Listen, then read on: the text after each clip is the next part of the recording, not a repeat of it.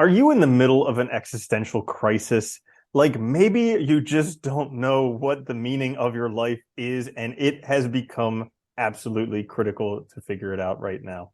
Well, if you'd like to restore some balance to your life, then you're in luck because today's Figure it out. episode, we're going to be talking about dealing with and overcoming life's existential crises. This is the Existential Stoic podcast. I'm Randy. That's Right? Danny. What's going on, Danny? What's up, Randy? Now, it is important to kind of talk from experience. Have you actually ever had an existential crisis? Yes, many times. I Yeah, I know. feel Same like here. I feel like I have them on a regular basis sometimes, but I think that's normal. No, it's part of life. Is feeling like things don't make any sense, nothing means anything, and I'm disconnected. Yeah, and especially the first time, it can be really confusing what the heck is going on because all of Yeah. a sudden you just feel like lost, right? Well, yeah, it's fundamentally, I think, like it's a crisis of meaning, right? So you just don't like everything that seemed to have meaning before suddenly doesn't, and you do feel lost. You feel like you're like in a foreign place, in somewhere that's normally or used to be familiar to you, and that is a weird feeling when you think about it. Hmm. Absolutely. And the cool thing is you can have these at pretty much any age. Yeah, it is nice, As right? long as Yeah. long as you're human, you qualify. You can have all the time. It's great in any place too. It could be at work, could be at home, could be in the middle of a gathering with friends. Yeah. Have you ever Yeah, gotten so like the anxiety and depression side from it? oh dude, I mean there have been times in my life when I've had all of those separately and also times when I've had all of them together.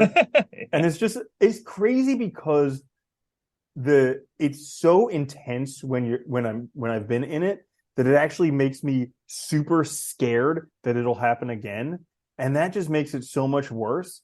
So Yeah. like I was almost while we were filming this right now, I was almost going to say that like I'm getting better at dealing with them, but in the back of my mind it's like don't say that because if you say You that jinx it. then you yeah, I know, right? Dude, it's like Yeah. it's crazy. But there, I mean, I found a resource very helpful for the last time I had like a full blown panic attack. The book Dare that was super Yeah. helpful for It's a that good time book. because It is. Yeah. yeah, it's oftentimes the fear of the actual event that makes it just worse. Well, yeah, it just you just amplify it. It's crazy. Panic attacks they are the worst though. They Hmm. are. Yeah, so we're going to be going over an article from the Cleveland Clinic talking about existential crises and kind of commenting on some of the suggestions. But to begin with, we'll start out with the definition for maybe those people who think our definition was just Bullock's terrible, or Well, maybe they want maybe they want a more, I guess, accurate definition from the Cleveland Clinic. So they say what does it mean to have an existential crisis? They say with existential crises there's usually a turning point and moment of awareness that's often linked with worrying about death. This turning point causes people to think about and question the meaning in their lives. They look at what they're doing and why they're doing it. They may have profound feelings of dissatisfaction about where they are in life. sounds pretty And normal. and Oh, I'll God. just go on so we can have some more talking points. They state some things that could cause existential crises, like the death of a parent or a loved one, an illness, sudden change in circumstances or job loss, age-related health or life changes, kids leaving home. So those are just some of the things that they say A could potentially cause it. pandemic. Yeah, pandemic, economic, like the whole Yeah, world yeah. economy collapsing, Having an banks, like economic all, yeah. crisis every like what 5 years or whatever that we have them now. Mm-hmm. They're like a Yeah, regular right. thing. Yeah. It's I would add to this too, I think that death is a central part of it, and it is just, it is fundamentally a crisis of meaning. I'd add to it too, though, I think these can happen too when you start to just question even like the basic meanings that you've adopted your whole life. Like I know like one thing that's common for a lot of people is, especially when you're younger, you live your life, with other people's ideas, other people's views of what's good and stuff. And then you can realize that that's not right for you and you can have a crisis. I mean, this is essentially what happened to both of us, right? Hmm. At one point or Yeah. another. Yeah. Yeah, absolutely. Because for me, probably one big one was what you were saying there was when I lived the life that everybody said I was supposed to live. And then I got there and I was the most dissatisfied I'd ever been in my life. I I went to good schools, I got good grades, I got a professional career, I was about to get married, and I was literally the most depressed I've ever been in my entire life. And so, Yeah, yeah, I had a bit of an existential crisis. a little bit one, right?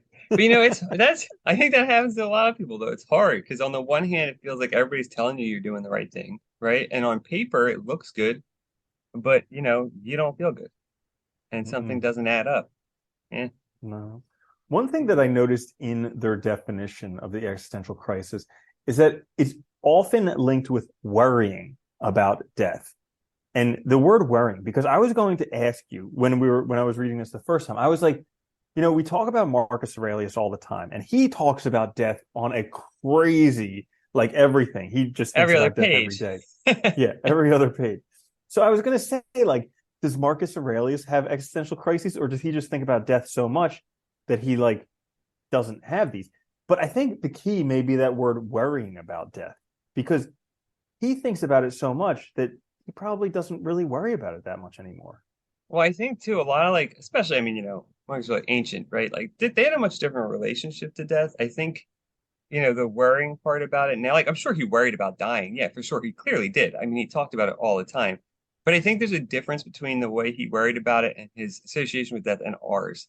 Because so many of us now, I think, we just don't even think about it or we deny it. And so once it comes up, then it becomes a worry, like, especially if, like, someone dies close to you or something, or, something happens that gives you like a scare where now it becomes apparent, right? That thing's going to happen that you've been ignoring your whole life. So I think thinking about it and accepting it as part of life can be actually a good way to kind of not find yourself in this, at least related to death, not find yourself in that position of worrying. True. And also, we talk about the Marcus Aurelius Four, where he's like, don't worry about the past, have faith in the future, love what is, and act right. And the whole have faith in the future, like part of that future is death. Yeah. So when you have faith in that future, you don't worry about it because you just, when it comes, you'll handle it. Well, I think a big part of it too is just accepting the fact that it happens, right? Like you can't beat it. You can't, there's not much you can do about it. And I think it can, for a lot of people though, I think that can be terrifying because it's going to happen. And like, we don't know what happens afterwards, all the stuff with meaning and all is tied to it. For others, maybe it's, I think for a lot of existentialists, it's freeing in a sense, right? Because it means this is your life. You can do with it what you want. It doesn't Mm-hmm. matter in a sense what you do because there's no overarching like objective truths. Yeah, I've heard it say that the fear of death is the root of all fears. Like that's what a lot of the fears stem from is the fear of like we fear Makes sense. abandonment or criticism or things like that or looking foolish, embarrassment, but it's really because we fear death underneath that, or we fear heights, but it's really because we fear death. All these different things come down to really the fear of death, and so when you do have one of these events that makes you kind of question your whole life and what's the meaning behind it, then yeah, the fear of death could be underneath there because at the very least, like if you have one of these events that's life changing, you have to die to who you were before in order Yeah. to be born to whoever you're going to be in the future. No, that's a great point, right? That like it's also like the death of a self in a sense, right? So that in order to be a new self, you have to kind of that old self has to die. And I know like when you're going through a transition in life, like when you realize like the certain things you're doing now are wrong for you and you're trying to change, it's hard sometimes because you do have to, in a sense, let that person go, that other you. And that might mean also like a lot of relationships might change, things you're doing are going to change, and it's scary and there's a lot of fear. So it doesn't have to be, I think it's a good point. It doesn't have to be literal death. It could be like death of like a self or a death of a way of life or something like that too.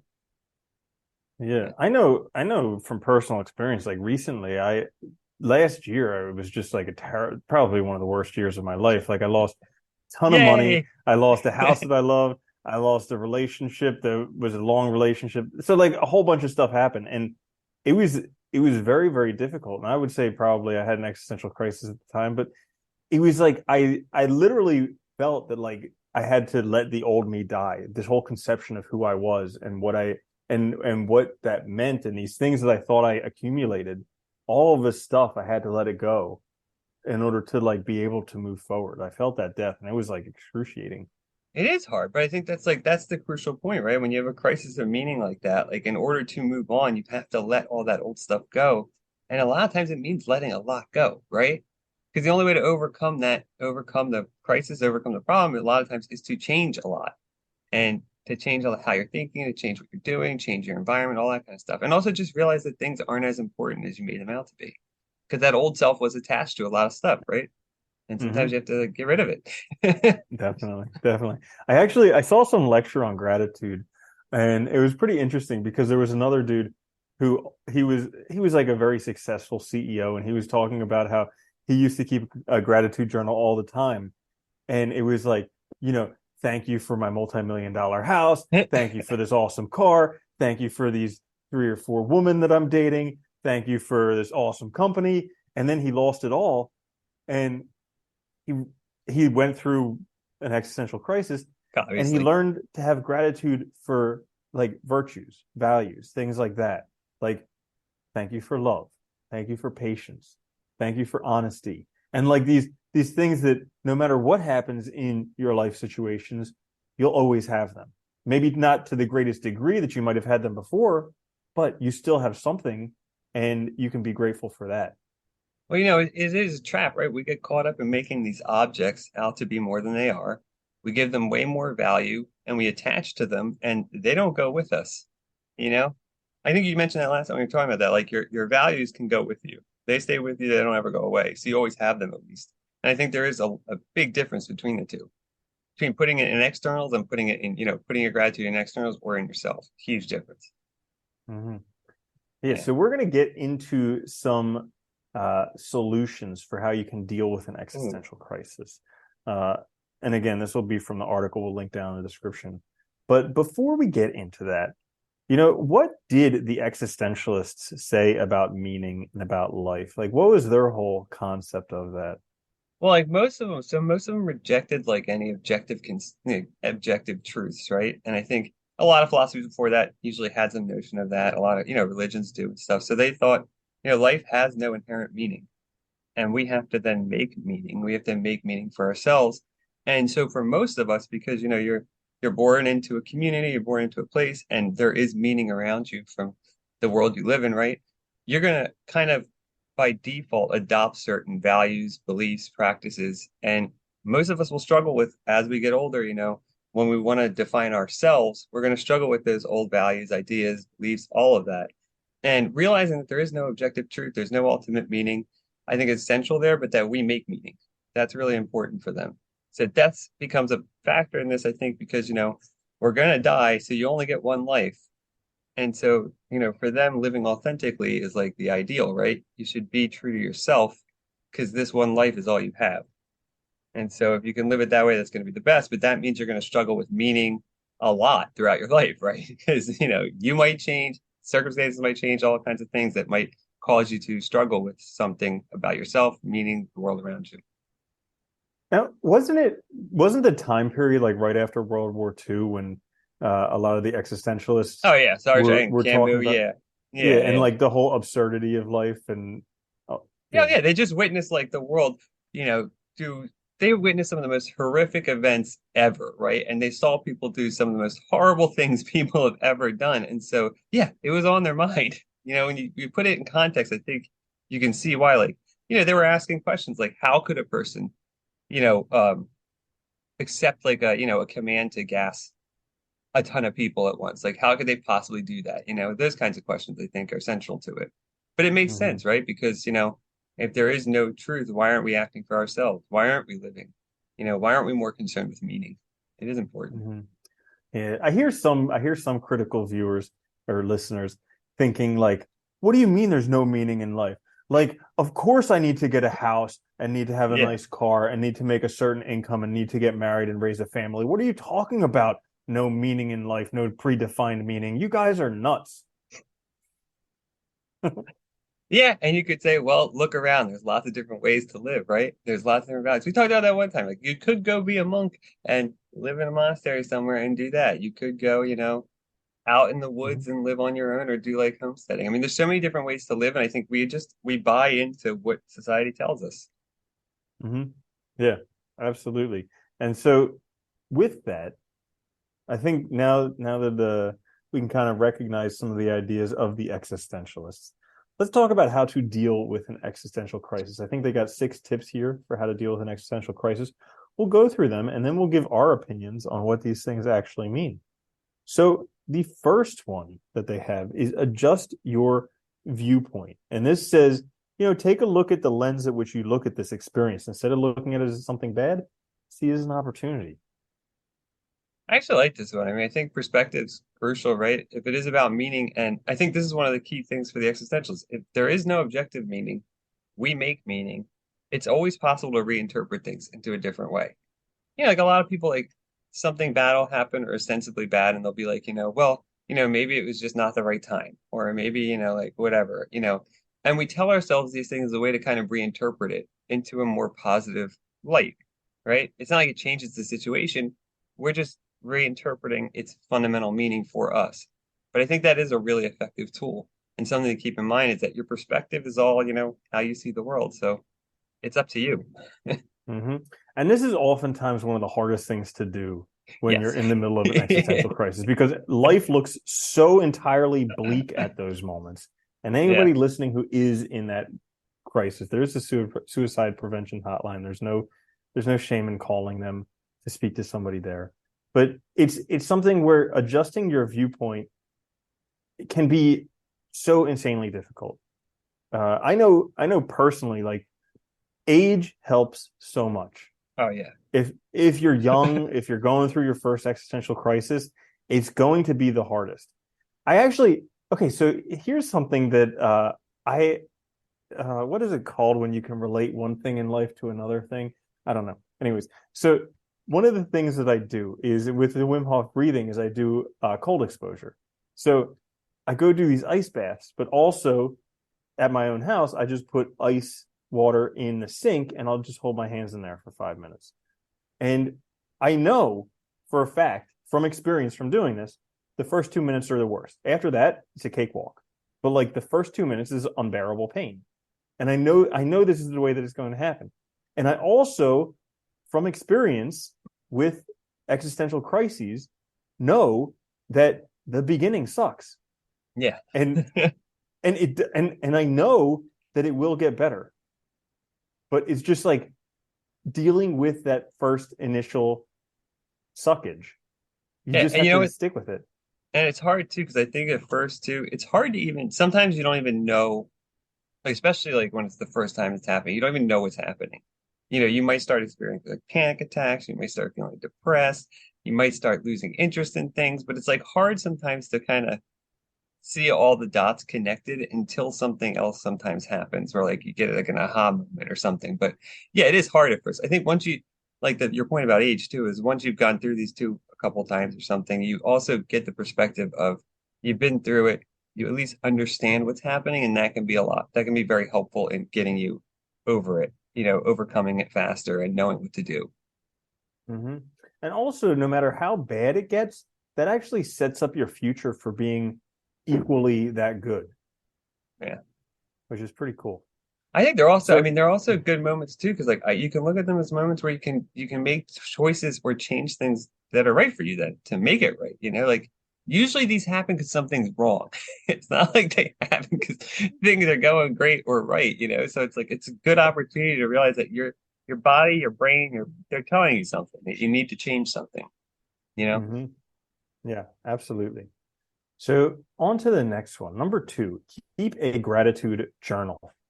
And I don't think we need to actually read the definition for this one. No, I think we're okay. I know what it is. Yeah. But this one's huge. I mean, we've been talking since the beginning of our episodes about small delights.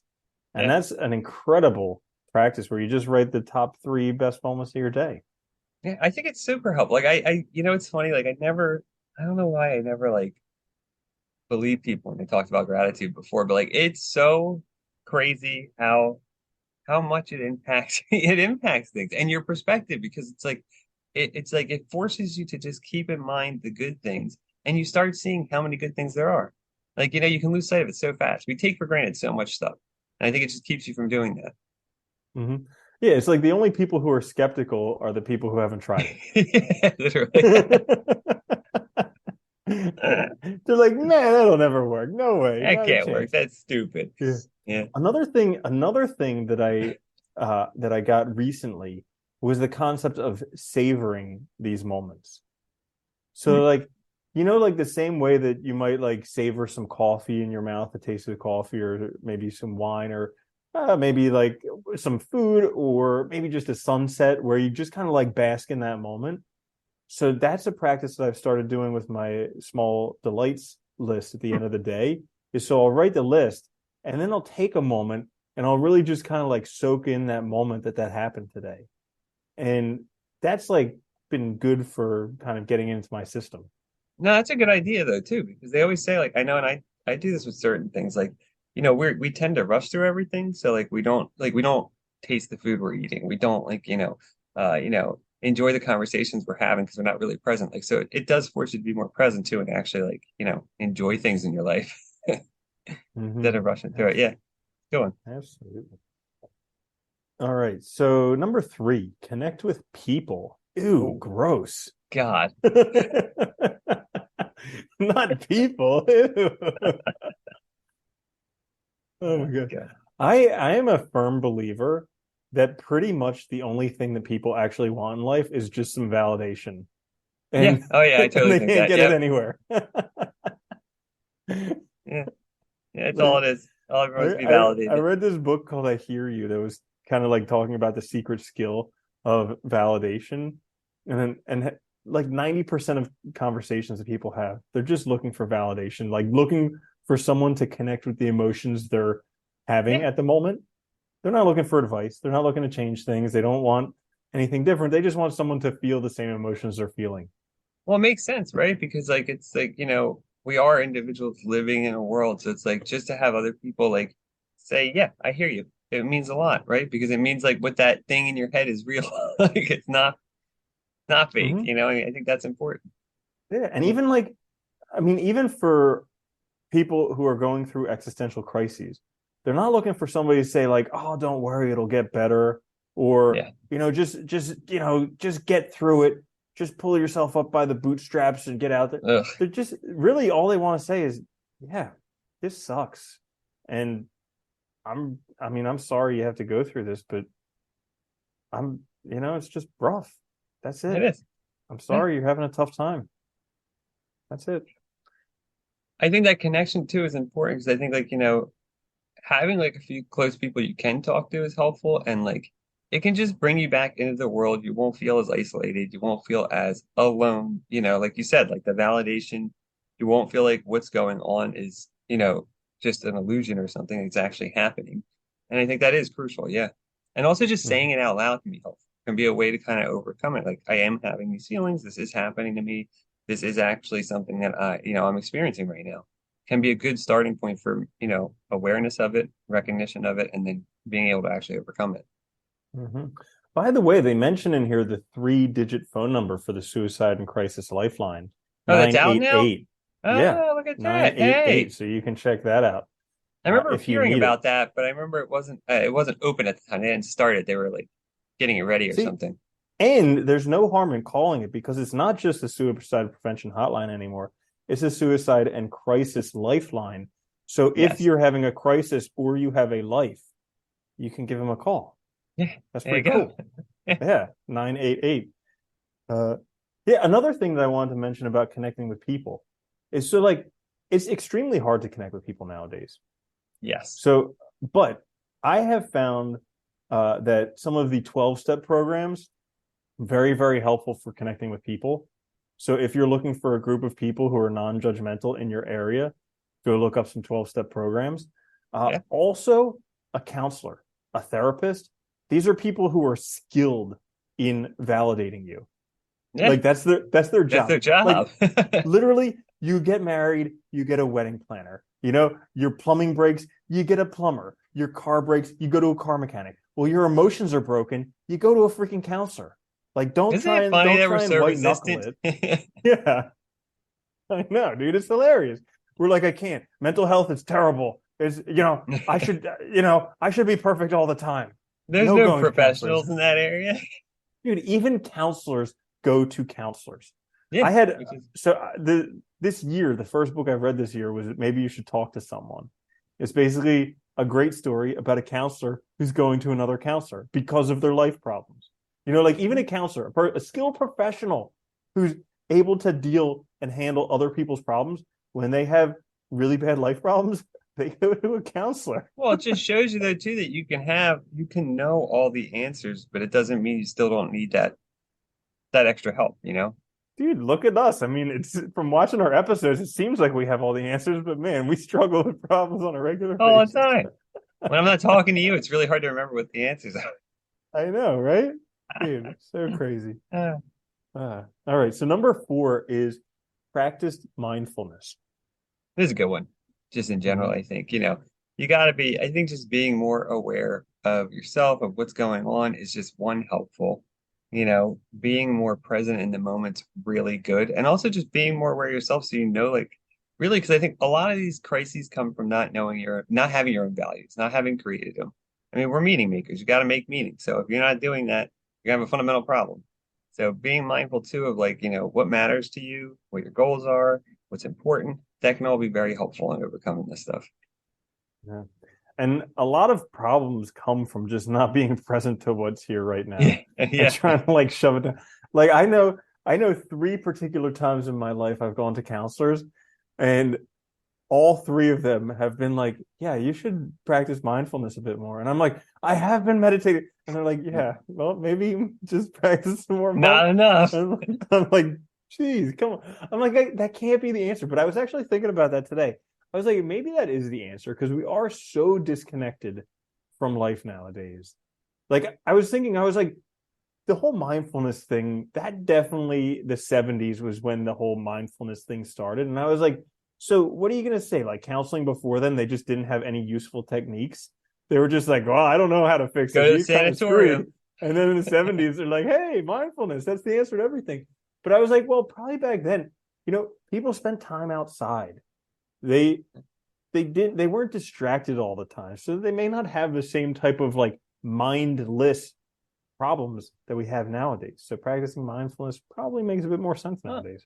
Think about how often, I mean, like, how many people, both yourself and others like, just don't face anything, though. Like, we just distract ourselves. We run away from things. We deny things all the time. So it's like, It's so much yeah. easier than actually dealing with it. Well, yeah, it seems like it, right?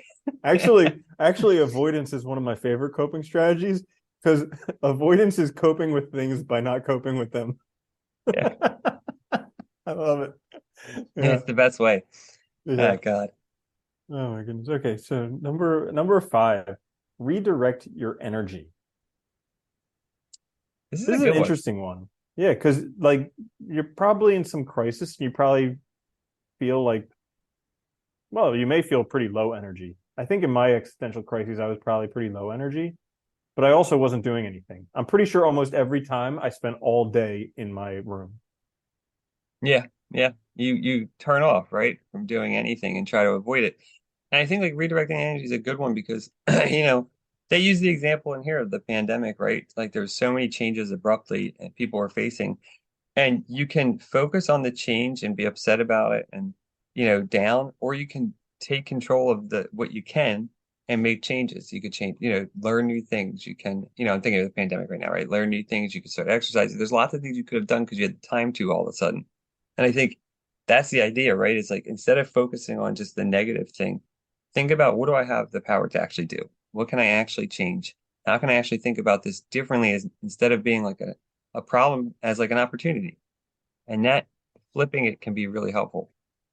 Dude, and it oftentimes with a lot of this stuff, it's because we're so inward directed, like so self-directed. We're like, Yeah. woe is me, poor me, my life, blah, blah, blah. Or at least I'll speak from personal experience. I wish That's everybody how I else was get. dead. That's Yeah. that's my problem is I get all woe is me. Like, Yeah. and so oftentimes with redirecting your energy, how I see that is like becoming externally focused and focusing on other people. Like actually, when you're connecting with other people, asking how they're doing, what they're up to in life, what challenges they're facing, what's giving them problems. And then particularly, this is my secret sauce right here, is actually being generous with other people. So oftentimes for me, it looks like volunteering, doing things for other people. And I don't do this because I'm a good person. I want to make that very, very clear. I do this because it makes me feel good. That's Like, fine. Yeah, it's good. It's a yeah, good reason. yeah. Because like the Dalai Lama, he says the most selfish thing you can do is be generous. And I know for a Yeah. fact that when I'm helping other people, it makes me feel better. Yeah. And that's, you know, yeah, it's good. It helps them out and it makes their life better, but also it makes my life a lot better too. Well, it's a great thing to do too because it has, it's the type of action you can do that has a clear purpose. There's a clear goal. It has clear meaning, and it's tangible, right? It's easy to see. And I think that's why it's valuable in that sense. And oftentimes, so often when you're volunteering, you see people who have life worse than you. Yeah. And you can compare yourself instead of comparing yourself to everybody's Yeah. Instagram profile, you can compare yourself to some real people's lives that's actually a lot worse than yours, and then you can be grateful for what you have. It also makes you aware of what you have that you can offer other people as valuable, right? So that you have Mm, value. And I think that's good also, point. yeah, also crucial. Good It's a point. good one. Yeah. So number 6 is don't dwell on the past. Right? Yeah. They stole that one from Marcus Aurelius. They did. They totally. That's crucial though. It is like super important though, because I think this is where most of us struggle is we live in the past, we're not living in the present, right? Hmm. You think that you can never get over this thing or that it defines you and you're letting it define you instead of defining yourself. Yeah. Yeah, I heard that there's like, we learn in childhood the rules that'll get us through life.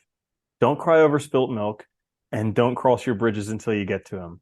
And yet we still have these problems all the time where we're living in the past Yeah. or in the future. And Yeah. so, yeah, forgetting the past is important. And this is why, for me, the Marcus Aurelius 4, which I think is from book 12 of the Meditations, could be book 10, but I think it's from the beginning of book 12. And where he basically says, let go of the past, have faith in the future, love what is, and act right. And I wrote these down for a while, and I just remember them now because anytime I'm stressed, it's because I'm not doing this. Well, what I like about it too is it's reminding you to stay present, right? Do what you can that you have the power to do, right? So you can act right in the moment. And as long as you're doing the right things now, things will be fine. Don't worry about Hmm. it. Like, Yeah, it's like, yeah, because guaranteed I'm stressed right now because I'm trying to change the past or I'm trying to change the future, and I can't do either of those things. yeah, right. You're trying to guarantee a future is going to happen that you can't guarantee. It's impossible. Hmm. So, Yeah, yeah. yeah. So that, in a nutshell, is how they recommend It's a dealing good with an list. existential Yeah. crisis. Yeah, yeah. Anything else that you can think of? I would say too, one thing to keep in mind is it happens to everybody. And I think again, I would say like at least for me personally, I think as you have them realize that it's an opportunity to maybe change yourself or to maybe do things right that you're not doing right or get things right that you're not getting right and make your life better. Because I think I really, one of the dangers like the existential self is like that these can be moments where we run back to our old values. And so instead of like doing something new or seeing things differently, we kind of hide in our old cave, instead of breaking out of it. So I think look at it as an opportunity. They are good moments to actually really get things right. that's good. Don't cry to quit, cry to keep going. There Yeah. you go. I really like what you said there, but I totally forgot what you said right there. But about Oh, viewing it as an no, opportunity. here's what it is. Here's what it is about realizing that it happens to everybody. Yeah. So there was just this really good book that I read called Self-Compassion by Dr. Kristen Neff. I thought you were gonna say And everybody poops. it happens to everybody. It does. Except for, yeah. Anyways, so in that book, she was talking about 3 steps to self-compassion. So one, be mindful of what's going on. 2, recognize that it happens to everyone. And 3, how can you be more kind to yourself? Be kinder to yourself. Yeah. And so, like, especially when you're going through an existential crisis, like, recognize what's going on. And one way that she mentioned that was really helpful that I've been doing as I've been walking around to recognize actually what's going on right now is what are 5 things you can see? What are 4 things you can feel? What are 3 things you can hear? What are 2 things you can taste? What's 1 thing You mean and train whatever. yourself to be actively aware of your senses? Yeah, yeah, right. So Yeah, we like tune you a lot can, out though. We tune an insane amount out though. It's crazy. Like yeah, we do.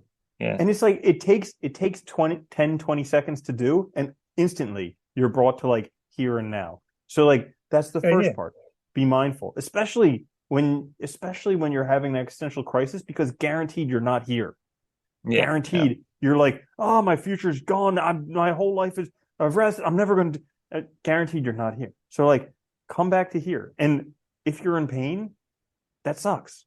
This is a Yeah. moment of suffering. That sucks. But guess what? Buddha said life is suffering. A lot of people suffer. There's a lot of suffering in the world. So that's the second part. Recognize the common humanity. Like, you're suffering right now. Other people suffer in Yeah. life. Guess Yeah. what? I mean, from the deepest depressions that I had in my life, I can now actually relate to people who are depressed, which Yeah. is the coolest thing ever.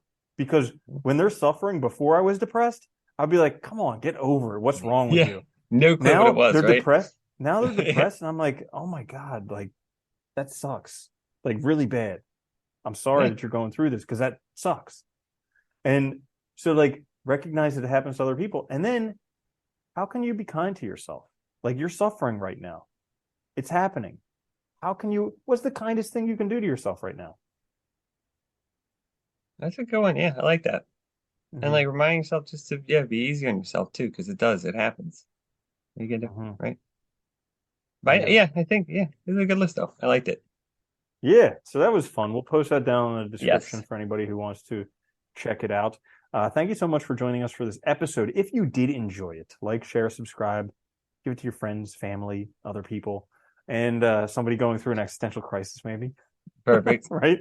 Yeah. You can check us out twice a week on YouTube, also wherever you get your podcasts. This is the Existential Stoic Podcast. I'm Randy. That's Danny. I'll see you later, Danny. Later, Randy.